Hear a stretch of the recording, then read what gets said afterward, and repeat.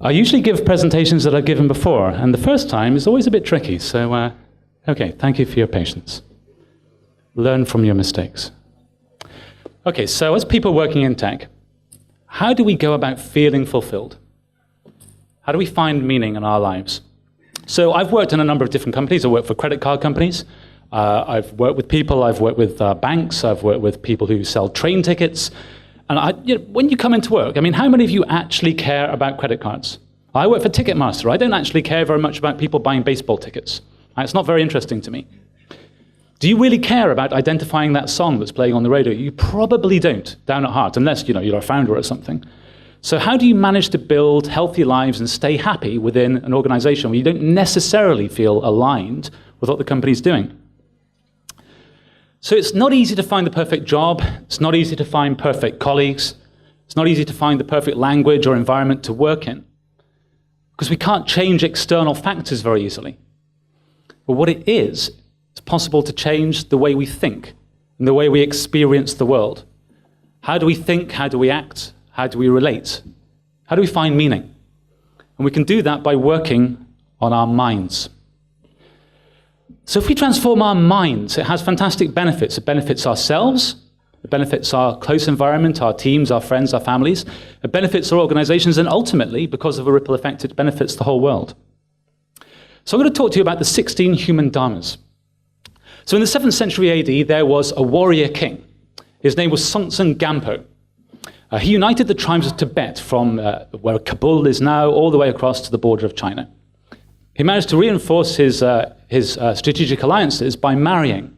He married princesses from Nepal and Bhutan, and they were both Buddhist. And consequently, he became a Buddhist and was the first Buddhist king of Tibet.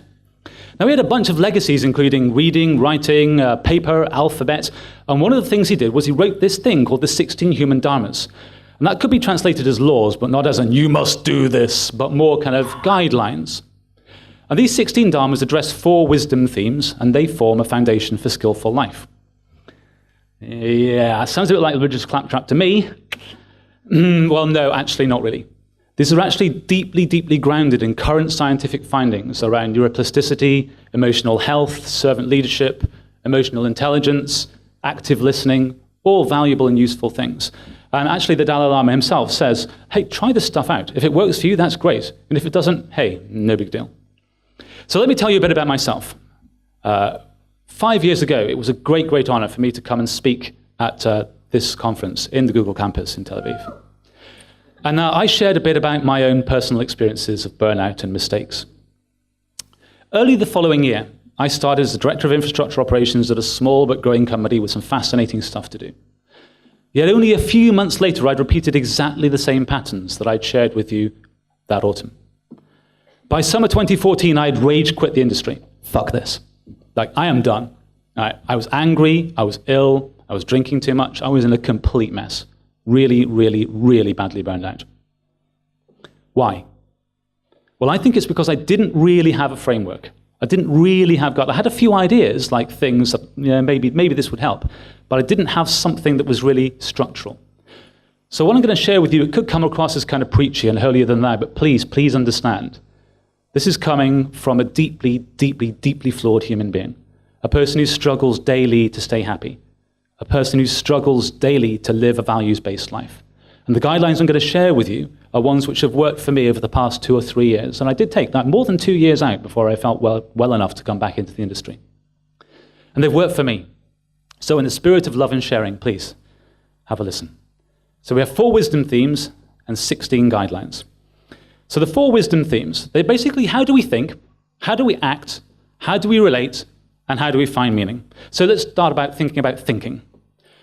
So basically everything that we do and everything that we say arises principally from our thoughts. And our mind is very, very powerful. Where we live, who we choose as our friends, what job we do, how we spend our time. Every single day our lives are shaped by thoughts from the moment we're born until the moment that we die. And it's really, really natural for us to experience the world as something which is out there, something different, something that happens to us. But actually, when you focus on those external circumstances, it can make us really vulnerable, because those circumstances change. They ebb and they flow, and they can never be completely in our favor. So external circumstances, like your MacBook, you can't control them. They ebb and they flow. But if you probe deeply, it becomes really, really clear that how we experience the world is actually affected by what's going on inside. What's your state of mind right now? So if we pause to consider, we can realize behind every single emotion that we have, there's a thought. And often we're not conscious of it. Often it happens really quickly. That person frightened me. I'm going to get hurt. I can't get what I want. I'm sad. What a mess. I'm not good enough. All of these things. Nobody likes me. When will my job end? Even if these thoughts are exaggerated, even if they're not true, our minds have the power to create a massive downward spiral of misery and dissatisfaction. But on the other side of that, there's a massive opportunity, because just as an athlete trains their body, we can train and transform our minds. And doing so, we can shift our habitual patterns and explore new ways of living. So that's stuff about thinking. What about acting? So every skillful action makes the world a better place. Our human lives are composed of billions and billions of actions which take place every minute of every day. Dalai Lama says, if you think you're too small to make a difference, try getting into bed with a mosquito.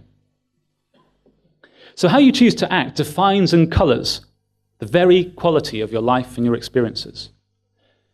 So when we're going to do something big, like move to the USA, choose a new job, enter a relationship, most of us will reflect really quite carefully on whether it's going to bring us the happiness that we want.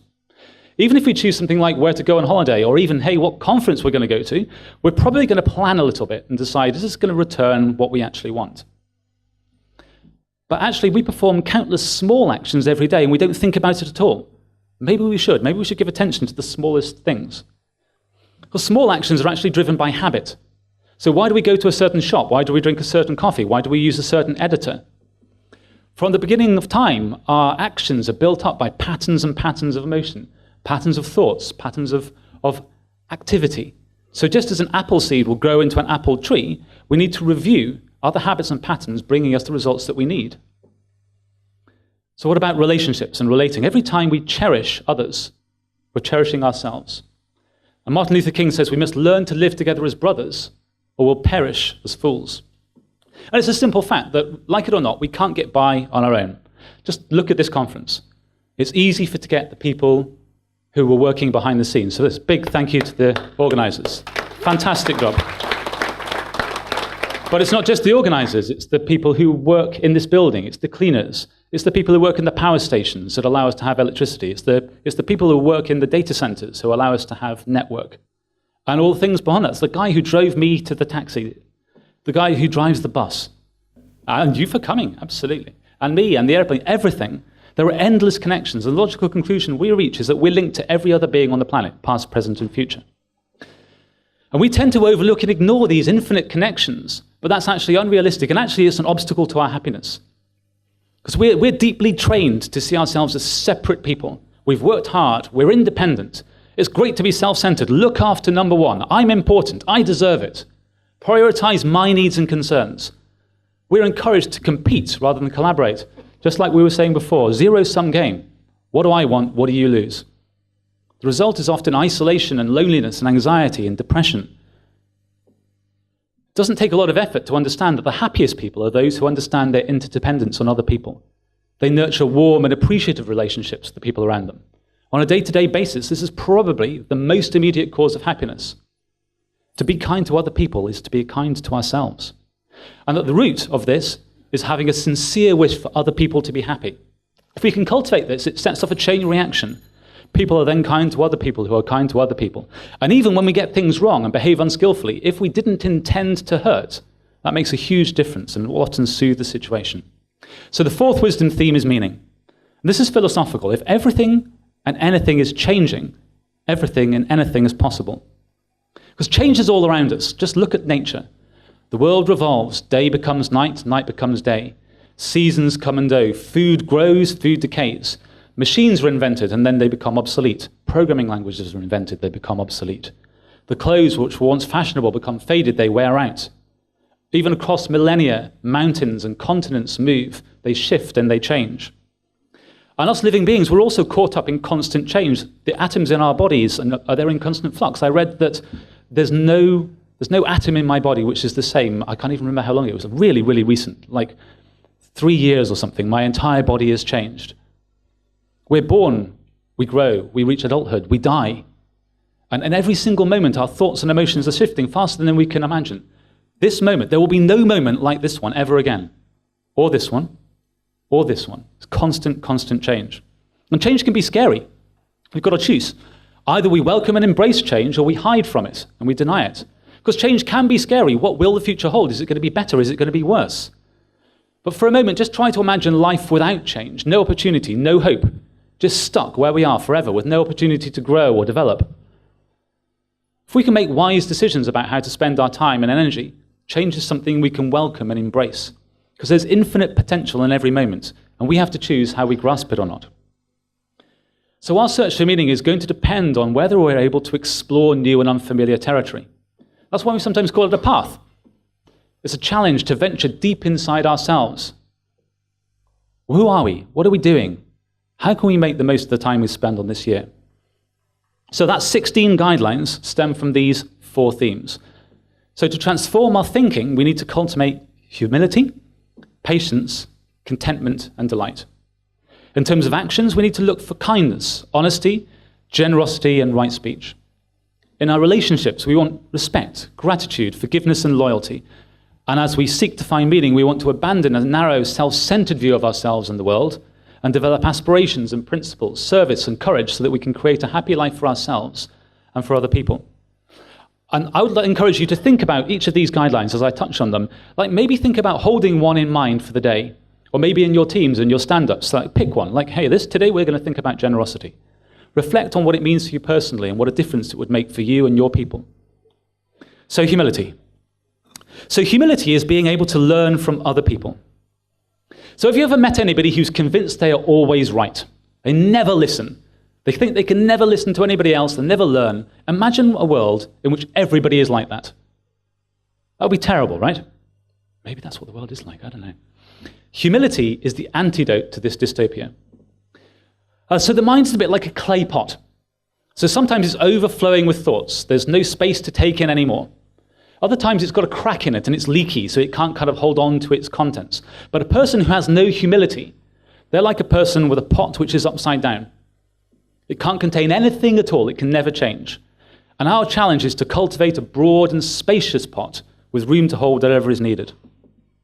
And the Danish polymath Pate Hein says, the noble art of losing face may one day save the human race. So what about patience? So patience is cultivating a calm and a spacious mind. So I want to think about the last time you lost your cool at work. Just think about it. See if you remember it. I'm sure it didn't happen to many of you. But did it help? Or did it do damage? And the thing is, with impatience, there's a lot of impatience in Israel, I notice. There's a lot of car beeping. There's a lot of people saying, come on, let's go, come on, move it. The thing with impatience, anger, frustration, irritations, they become habitual. And at a neural level, they're cutting grooves in our minds. The neural pathways are strengthened every time we beep our horn. But making these decisions is a choice. If we can learn to spot the signs, we can make a different one. Emerson says, for every minute you are angry, you lose 60 seconds of happiness. So what about contentment? So contentment is being satisfied with who we are and what we have. Obligatory funny meme. So just still your mind for a moment. Just be peaceful. I want you to try and think of something that you really strongly, powerfully want. It might be a thing. It might be a role, a responsibility, or a relationship. Just think about it. Hold it in your mind. Now, I want you to think why you want it. What is it that's so special about it? I want you to now imagine that you've achieved that thing, and some weeks have gone by. So you've got the thing, it's now like a few months later. Can you imagine that thing living up to your expectations? Or actually, do you think you're probably going to be yearning for yet another change? Really interesting thing to think about. Socrates says that he is rich who is content with the least, because contentment is the wealth of nature. So delight. Delight is rejoicing in the good fortune of others. So now I want you to bring to mind 3 people. Hold them in your mind. Somebody that you're neutral to, so like that person over there that you've never spoken to before. Somebody that you're very fond of, and somebody that you really, really struggle with. I want you to imagine them, almost like you can feel them right next to you. Now I want you to imagine a situation in which you can sense their joy. their successes. You can see their talents. See them being skillful and succeeding at something. And for each person, the enemy, the neutral person, and the friend, how do you feel about them? Do you feel differently about each one? Is it actually helpful to feel differently about each one? Are those three categories actually so deeply fixed? Your friend was once a stranger. Maybe your enemy was once a friend. And maybe that enemy will become a friend again. Does it really make sense to wish one person well and not another? Robert Louis Stevenson says, to be rich in admiration and free from envy, to rejoice greatly in the good of others, these are the gifts which money cannot buy. So kindness. Kindness is being friendly and caring and considerate. So I want you to reflect on 2018. I would suggest that probably some of the best memories that you have of this year are ones where kindness was given or received. But I want you to ask yourself and be really, really honest. Have you been kind to yourself this year? Have you pushed yourself too hard? Have you pushed yourself to exhaustion? Have you beaten yourself up? What does the little voice say in your head? Does it say you're not good enough? Does it say they're going to work out soon enough, I don't know what I'm doing? Imagine the words you say to yourself and saying them to your best friend. Would you say them? Or do you think, God, no, I'd never say that? Well, try to make some time to extend love to yourself. Even if it's just making yourself a cup of tea or taking yourself somewhere peaceful and beautiful. Every day, try to think of this. Be kind to the you of tomorrow so that the you of tomorrow is blessed by the you of yesterday. The Buddha says, you yourself, as much as anybody in the entire universe, deserve your love and affection. Okay, honesty. This is a tricky one. Honesty is acting with transparency and fairness. The thing is, we're not always honest, are we? Like, we know that it's good to be honest, but sometimes we're not. What I want you to do, I want you to think of a time recently that you weren't honest. It doesn't have to be like a massive lie, like oh, I'm not having an affair, but actually I am. Just a small thing. And when you realize that you've not been honest, use the 5 R's. So firstly, reflect. Just regretfully and sincerely reflect. I kind of wish I hadn't been dishonest. It would have been better if I wasn't. Secondly, take refuge. Understand that you're not always being dishonest. You do have the capacity to change. Then thirdly, think about a remedy. If it's appropriate, maybe you could change. You could make a private or a public change. And then fourthly, resolve. Resolve not to do that again, or at least maybe not for a certain amount of time if it's really tricky. And finally, rejoice. Rejoice that you are willing to try to work on bringing more honesty into your life. I struggle with this so much, but this is a good process. Thomas Carlyle says, make yourself an honest man, and then you may be sure that there is one less rascal in the world. So generosity. Generosity is to give without expect anything in return. So I want you to bring to mind somebody that you consider to be generous. Is it you? Do you consider yourself to be generous? If not, why not? Is it because you don't have the time? Is it because you feel like you don't have the talent? Maybe you don't have enough affection? Maybe you don't have enough money? Generosity is actually a very natural expression for caring humans, and we're all caring humans, and it does create happiness. And it's very rare to give, but it's even rarer to give without expecting something in return. So I want you to think about when you might have the chance to give spontaneously of your time, just a gift of your time. Think about whether you've ever received that from somebody. Has somebody given you their time and you didn't expect it? How did it feel? Do you remember it? And mentorship is a great way of doing this. Finding an opportunity to come alongside somebody less experienced than yourself and give freely of your time. Do some peer review, spend some time with them. Give. I have no intention of receiving. Winston Churchill says, you make a living by what you get, and you make a life by what you give. So right speech is a very Buddhist expression, isn't it? Right speech is to speak with insight and sensitivity. So now what I want you to do is I want you to think about somebody in your team. I want you to try to imagine, or if you know even better, what is happening in their life. What are their hopes? What are their anxieties? What are their expectations? And try to generate a feeling of goodwill towards those people. Now, I want to imagine that you have the opportunity to give them some time. What do you need to do in yourself in order to guarantee that you'll be fully present. Imagine you've carved out that time. What would you do? Would you turn your phone off? Would you answer some important emails? Would you go and solve an argument would you have with somebody else? What would you do so that you would be fully present for that person and that you concentrate more on listening than talking? Rumi said, this is so good. Somebody told me this many years ago. Before you speak, let your words pass through 3 gates. And at the first gate, ask yourself, is it true? At the second gate, ask yourself if it's necessary. And at the third gate, ask yourself if it's kind. And if it isn't, shut your mouth. So respect. So respect is honoring people with a deeper understanding and deeper experience. So there's a story. There was an elephant and a monkey and a rabbit and a pheasant in the forest. And they're arguing about who owns a tree. Now the elephant says, well, I saw the tree first, so it's my tree. The monkey says, okay, but look at the tree. Do you see any fruit on the tree? The elephant says, no, I don't see any fruit on the tree. The monkey says, that's because I ate the fruit before you saw the tree. The elephant says, okay, fair enough. Maybe it's your tree. And then the rabbit comes along and says, well, see, it's funny thing you say that, but I remember eating the leaves of the tree when it was only this tall. I didn't have any fruit, so it's my tree. The pheasant comes along and says, well, it's interesting you should say that, but I distinctly remember spitting out the seed that landed on the ground, which led the tree to grow. So the 4 animals get together and they agree that it's probably the bird's tree. And they become friends and they work together. And the fruits on the ground on the lowest branches, the pheasant and the rabbit, they make a team. Sometimes the monkey climbs up and grabs some trees from higher up, and only the elephant can reach the highest branches. And they collaborate together. They combine their strengths and their talents, and nobody went hungry. And the other animals in the forest, they noted the peace and the harmony and the cooperation, the friendship and the interdependence, and they called them the 4 harmonious brothers. And sometimes they would see the elephant, and the monkey standing on the elephant, and the rabbit standing on the monkey, and the pheasant reaching right the way up, standing on top of the rabbit. Perhaps that's how we should think about collaboration in our teams. I love this. Listen to your elders' advice, not because they're right, but because they have more experience of being wrong. Okay, forgiveness. So forgiveness is letting go of resentment and anger towards others and ourselves. So this time I want you to recall an incident that you regret. How did it arise? Who was involved?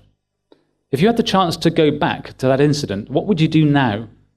Have you learned from that incident that you regret? If you're anything like me, when it feels, you're like, oh shit, I remember that. That's not a nice feeling. Offer forgiveness to yourself. Learn to let go and move on, because carrying regrets and grudges and anger around is like having a bag full of heavy rocks. The only thing it's ever going to do is hold you down and hold you back. How can we lighten the load? Well, we could take one rock out and put it down on the path. Even a tiny one will make a difference. If we could read the secret history of our enemies, we should find in each man's life sorrow and suffering enough to disarm all hostility, says Henry Wadsworth Longfellow. Okay, so gratitude. Gratitude is acknowledging and repaying the kindness of others. So there's a Chinese proverb which says, when eating bamboo sprouts, remember the person who planted them. I think this is really important in the work that we do. In our daily work, try to remember the people who make the tools possible. Whether it's the kernel, whether it's the editor, whether it's the programming language, the framework, or the orchestration. How could we show our appreciation for the people who make open source software possible? Could we set aside time to improve the documentation? Could we report a bug? Could we join the community Slack? Could we fix a bug? Could we even make a small donation? These are really important things that we can do to show our gratitude. Nietzsche says the essence of all great art and of all beautiful art is gratitude. Okay, loyalty. Loyalty is being good-hearted and dependable in all relationships. So loyalty is being there for other people when things fall apart. So I want you to think of a time when somebody was there for you, when you were having a tough time. What was the situation? What was happening in your life? And when that person was there for you, how did it feel? Were you surprised that there was somebody there for you? Did you feel touched? Now, I want you to think of somebody that you know, or even just suspect is having a tough time. Oftentimes, we're just not very good at being there for people, and more often than not, it's because we think they don't need it, or we think it will be an imposition, or we're just shy. But I want you to think about this, and I want you to say, what could you offer? How could you help those people have their needs met? Is there anything you could do? Could you listen? Is there a small practical step you could take? How could you be of maximum help to that person? Samuel Goldwyn says, if I'd take 50% efficiency to get 100% loyalty. Okay, so finally on to how we find meaning. Aspiration. So aspiration is seeking a fulfilling way of life that avoids doing harm. So we have a profound and heartfelt longing for purpose and fulfillment. We want to use our life and our skills and our gifts. But the trouble is, we're distracted. We're always busy. One of my favorite authors, Henry David Thoreau, he says, it's not enough to be busy. What are we busy about? Are your preoccupations and priorities aligned with your aspirations? Because aspirations are like plants growing in a garden. Are those seeds growing well? Are they parched? Or are they being well watered? Are they tended or are they choked by weeds? Even the most overgrown garden can become refreshing and inspiring, but it does need regular attention. So I would suggest that you try, even if it's a minute a day, or 5 minutes a week, or an hour every so often. Reflect on your aspirations and whether you're watering that garden. Thoreau says, if you have built castles in the air, your work need not be lost. That's where they should be. Now put the foundations under them. So principles. Principles is to develop stable inner values and avoid harmful influences. So our principles are like the ropes that hold the tent steady. But our principles, they evolve and change in response to the people we meet. And sometimes the people we meet, they encourage us. They help us lead our lives, which are value-centered, but sometimes not so much. So take a moment now and see if you can bring to mind somebody who has guided and influenced you. Somebody who's been a great impression. Who was it? What did you learn from it? What impact did they have on you? Think about that for a sec. And now think, are there any friendships or alignments that you regret, that maybe aren't in line with where you want to be right now? Any that you wish you hadn't done? Well, mistakes are a great chance to learn and grow. What might you do differently next time? J.K. Rowling says it takes a great deal of bravery to stand up to your enemies, but just as much to stand up to your friends. So service. Service is to help and benefit others in whatever way we possibly can. And if we build our life around the pursuit of personal pleasure, will we be happy? Probably not. Helping other people brings huge help, but it can be daunting. And one of the best people at giving, Mother Teresa, her advice on this is begin your service one person at a time and start with the person who is closest. So think of somebody very close to you. Is there something that you could do to ease their burden? Because little bits of good together overwhelm the world. The best way to find yourself is to lose yourself in the service of others, says Gandhi. And last and most difficultly, courage. Courage is to accept challenges with determination and equanimity. We see courage everywhere. The disabled athlete, the single parent, a child in the schoolyard standing up for themselves against a bully. But actually, courage is the daily process of facing fear and difficulty. So Pema Chodron describes it as the vanguard of courage, fear. So just think for a second of something you're frightened of. Not something like massively frightening, but something that's just a bit daunting. Focus on it for just a little bit. How does it feel? The only way that we become fearless is to become acquainted with fear. We can never get rid of it or cast it out. The only thing we can do is lean into it. Moving closer to it is a journey of courage. So turn towards your fear, smile at it, work out what's the next step to move towards it in a spirit of bravery.